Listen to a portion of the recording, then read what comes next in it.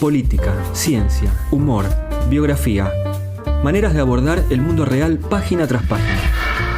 Libros imprescindibles que nos hacen pasar del caos al aprendizaje, del hecho a su interpretación. Todo está ahí, para ayudarte a entender la realidad. Bienvenidos al podcast de No Ficción. No Ficción, un podcast de Penguin Random House, grupo editorial, sobre libros que revelan las historias más deslumbrantes. Presentado por Patricio Zunini. Buenos días, señorita. Cuando éramos chicos, Historia Argentina era una materia obligatoria del colegio. Muchos de nosotros tuvimos con la historia de nuestro país apenas ese contacto. Leer de grandes un libro sobre el tema siempre se parece a un redescubrimiento al que hay que llegar venciendo algunos prejuicios. El principal, que la historia es aburrida o que no tiene nada que ver con nuestra actualidad. Eduardo Sacheri, el escritor de La pregunta de sus ojos y Lo mucho que te amé, entre otros grandes títulos, es también profesor de historia y se ha planteado un desafío mayúsculo: volver a contar la historia argentina apoyándose no solo en la seriedad documental, sino también en las premisas narrativas que tanto conoce. La meta, volarnos de la cabeza algunos fantasmas e ideas preconcebidas y acercarnos a los sucesos de la historia como realmente fueron o como pudieron haber sido vividos. Mostrarnos su desarrollo y las múltiples incógnitas que los héroes de Mayo enfrentaban, por ejemplo. Los días de la Revolución es el primer volumen de esta serie y abarca el período que va entre 1806 y 1820, es decir, el primer cuatrimestre de ese año escolar que terminaba con los presidentes del siglo XX todos apretados. Bueno, gracias por venir. Eduardo, vos todavía das clase de historia en colegios secundarios. ¿En qué se diferencia la clase de historia de 2022 de las que vivías vos como estudiante? ¿Qué cambios notás en aquellos alumnos y en estos? Mira, por un lado, en la dinámica de la clase, una mucho mayor horizontalidad. La distancia que me separaba a mí como adolescente de mis profesores era mucho mayor y mucho más unidireccional era el vínculo.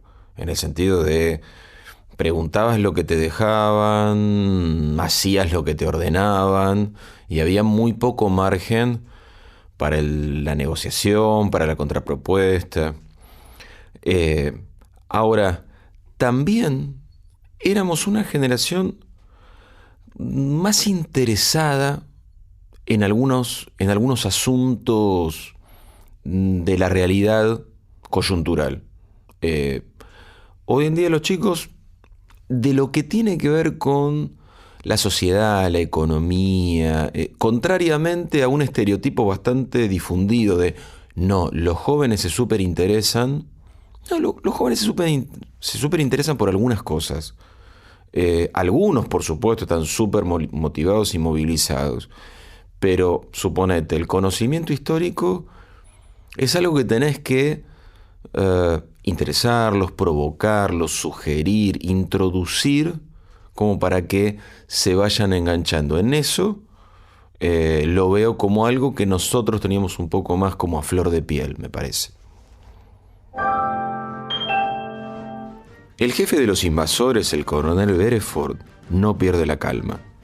Les hace saber a sus anfitriones porteños que, ante la imposibilidad de incautar el tesoro real, se verá obligado a reemplazarlo por un bonito saqueo de la ciudad, casa por casa, para resarcir a los invasores de la decepción que acaban de sufrir. Horrorizadas ante la posibilidad de tener que reemplazar de su bolsillo esos dineros públicos, las corporaciones porteñas emprenden el camino para alcanzar a Sobremonte y rogarle que tenga la amabilidad de dejar el tesoro, que el virrey siga su viaje tranquilo, coloque la capital provisoria del virreinato en Córdoba y organice desde allí la defensa frente a los invasores. Esa parte del plan les parece inobjetable, pero, por favor, que la plata la deje a merced de la incautación británica.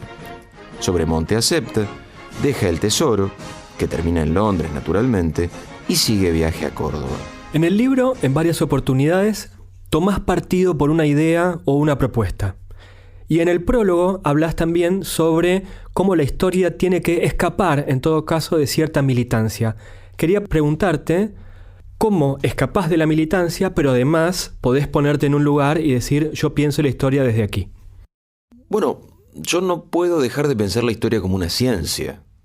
Me interesa la historia como una ciencia y la defiendo como una ciencia. Y lo que la vuelve científica es sobre todo un método. Preguntar de cierto modo, investigar de cierto modo y aceptar lo que encontrás de cierta manera. Y que eso sea independiente de lo que te cae simpático o antipático en el presente o en el pasado.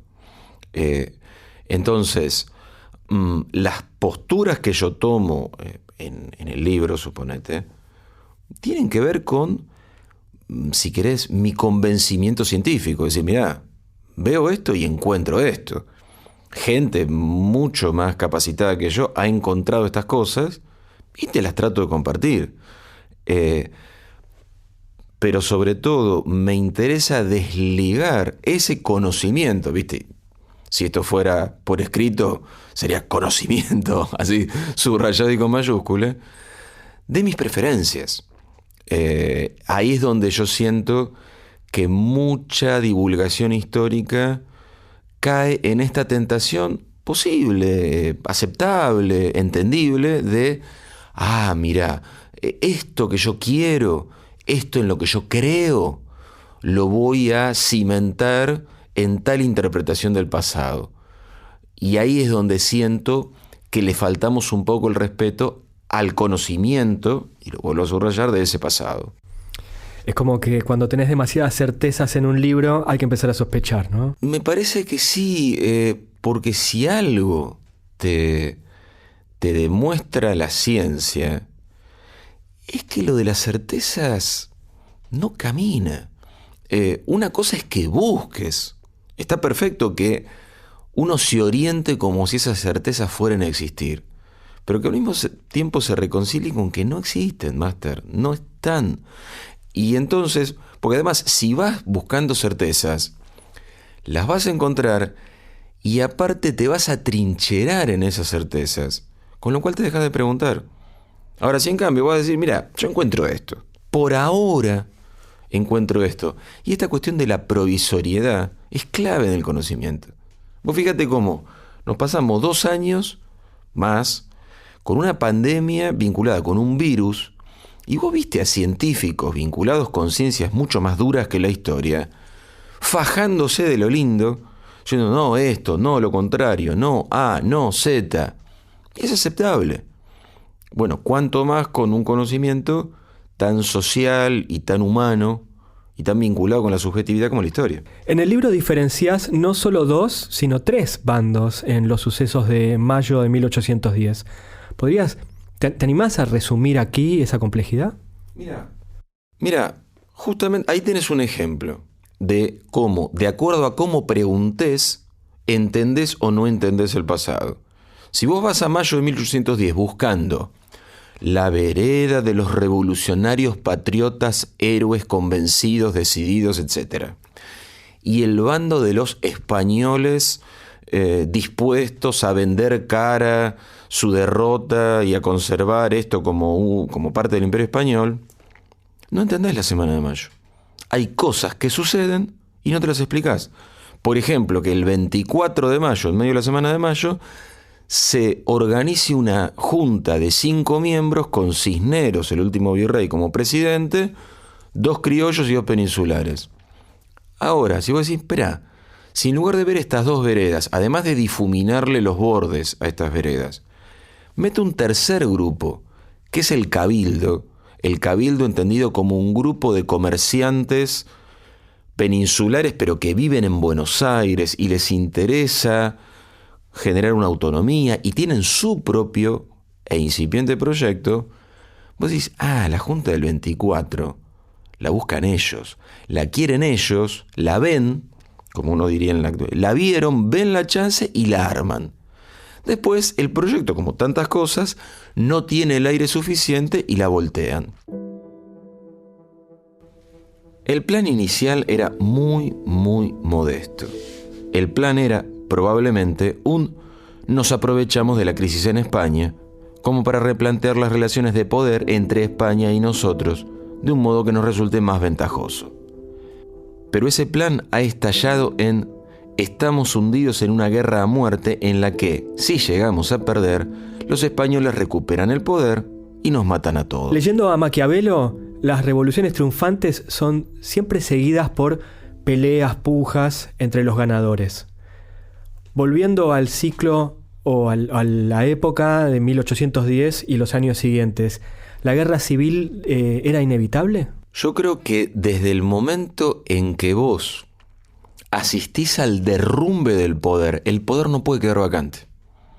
Vos tenías hasta 1810 un poder claro, relativamente eficiente, obedecido, que era el poder español, el poder de la corona española. Eso se derrumba en 1810. Y no es casual que use el verbo derrumbar.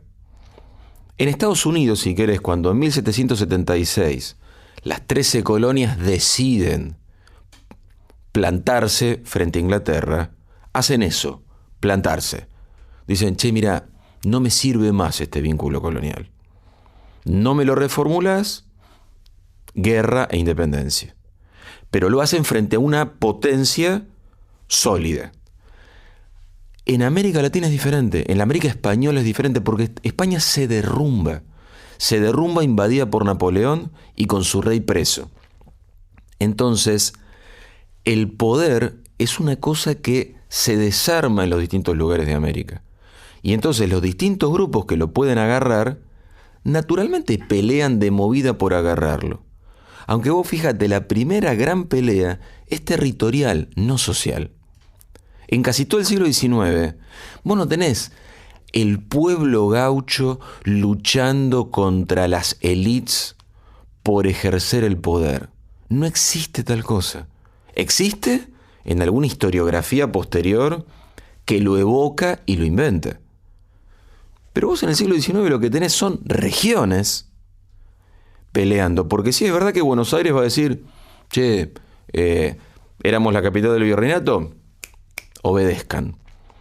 Y vas a tener un montón de regiones que van a decir, espera, ¿por qué? Y porque yo era la capital. Y vos eras la capital de un virreinato. Ahora, ¿por qué te debería obedecer? Te va a pasar en el Alto Perú, te va a pasar en el Paraguay, te va a pasar en la Banda Oriental, te va a pasar en Córdoba, en Salta.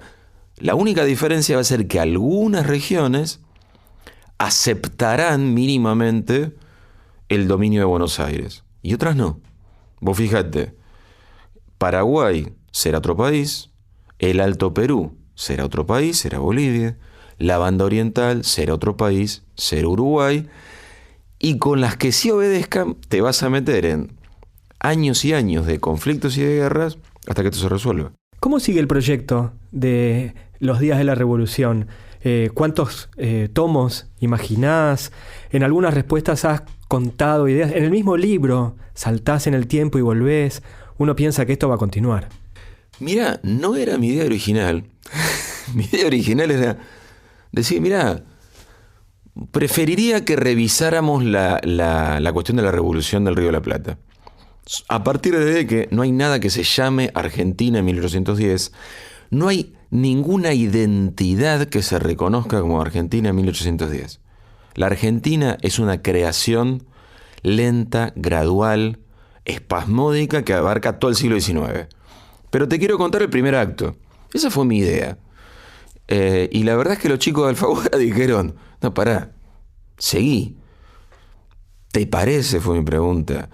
Sí, seguí por lo menos hasta donde a vos te parezca. Y a donde a mí me parece, en todo caso, es decir, bueno, para principios del siglo XX, Argentina sí claramente existe. No hay un día de cumpleaños de la Argentina. Es algo que se va construyendo. En 1810 no está. En 1916, cuando hay un fuerte cambio político, el reemplazo de lo que llamaríamos los conservadores o el Partido Autonomista Nacional o como lo quieras llamar, por los radicales de Irigoyen, y claramente ahí sí tenés un país que es la Argentina. Entonces yo diría, hasta ahí me puedo estirar, me siento cómodo en los temas que más enseñé en la universidad, que más estudié en la universidad, en los que más fácil me resulta actualizarme, por esa familiaridad, pero dividiéndolo en 4 tomos. Porque me gusta ir de a poquito, fíjate. Casé 2 décadas del siglo XIX y escribí 300 páginas. Y me contuve, Patricio, me contuve. Fui sintético. Eduardo Saccheri es profesor y licenciado en Historia. Ejerce la docencia universitaria y secundaria hace casi 20 años. Su obra literaria ha sido traducida a más de 20 idiomas y adaptada en películas como El secreto de sus ojos, Papeles en el viento y La odisea de los Giles.